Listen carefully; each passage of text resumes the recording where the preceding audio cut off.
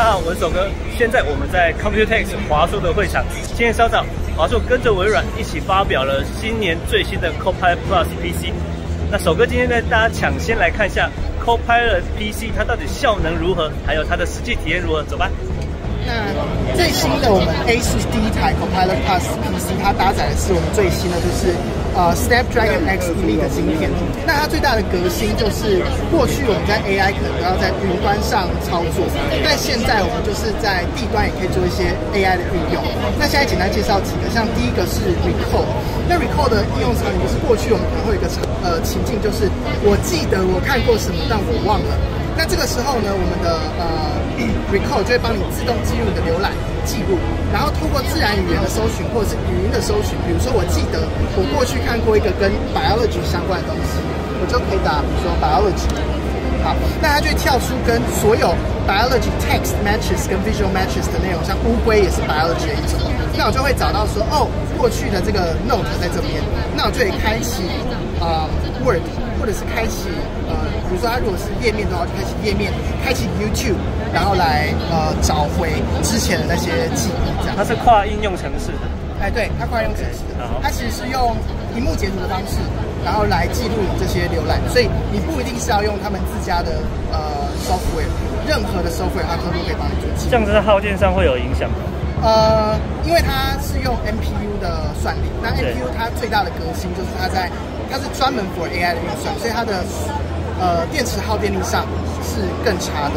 那像这台机器的话，在我们调教之后，我们最高在测试是可以达到18个小时的耗电，18个小时的续航啊，以上的续航。你说在开启 Recall 的状况下，可以到18个小时？对，就是正常浏览，就是当然你不是说你一整天都 Recall， 就是说你正常使用的状况下，它最高可以到18个小时的续航力这样。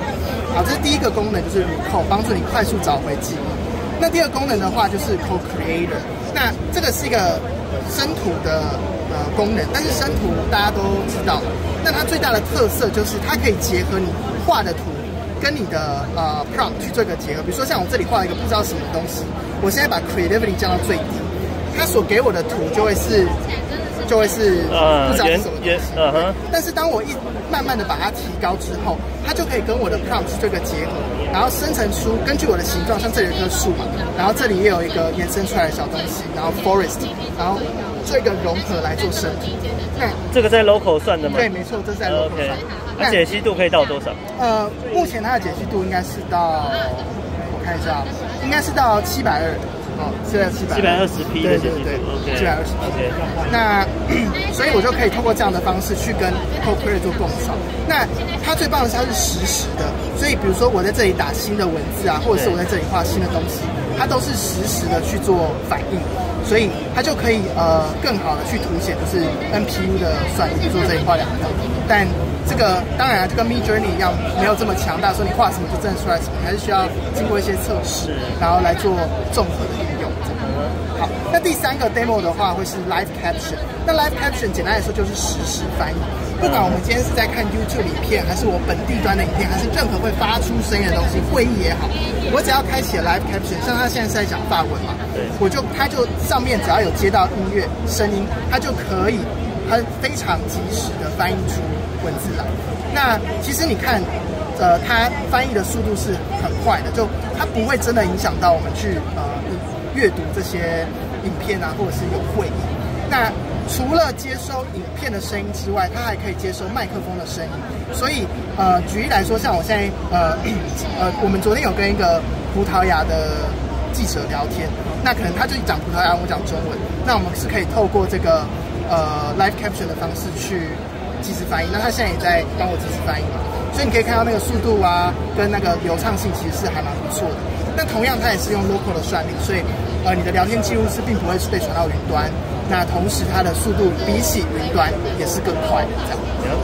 好，所以这个都是 Windows for ARM 的 CPU、ARM 的处理器的功能，新功能。对的新功能。那最后一个要介绍的是我们自家的新的功能。那一样，同时我们也是用Edge 的算力。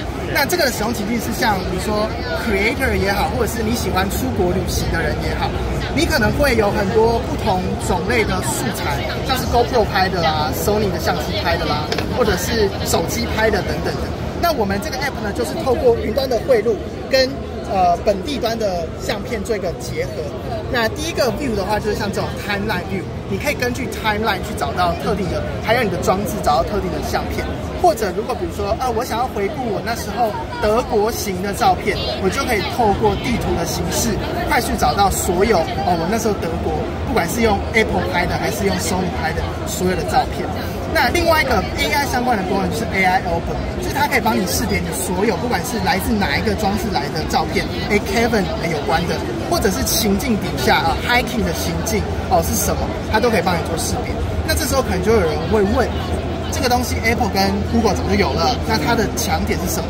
就是要记得它是 Edge 所运用，所以你存在云端上的当然还是云端的，但是你存在你本地里的，它是不用透过云端的算力，是透过你本地的算力就可以进行这些 AI 的运算，来帮你更好的去管理你的这些图像或影像的资源。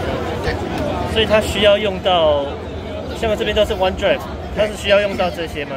就是你可以绑定你的云端的项目，你也可以直接调用 local 的，就是一些相片。比如说像相机的一些资料，应该就直接存电脑或者直接存硬碟嘛，那就是可以直接抓到这些资料。了解，不需要再上传到云端。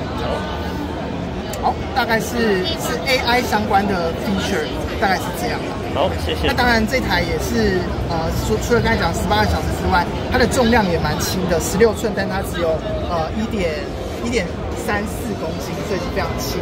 那我们在 logo 设计上也重新做了设计，比较简约一点。对，比较简约。可以拿看看吗？可以啊。真的蛮轻的。对，蛮轻的。那我们的键盘上也有一个隐藏的触控键盘，比如说我滑动右边就可以调整亮度，滑动左边就可以调整音量，滑动上面就可以调整。像现在没有影片，但它是影片的前后左右这样。影片的前后，影片的前后等等。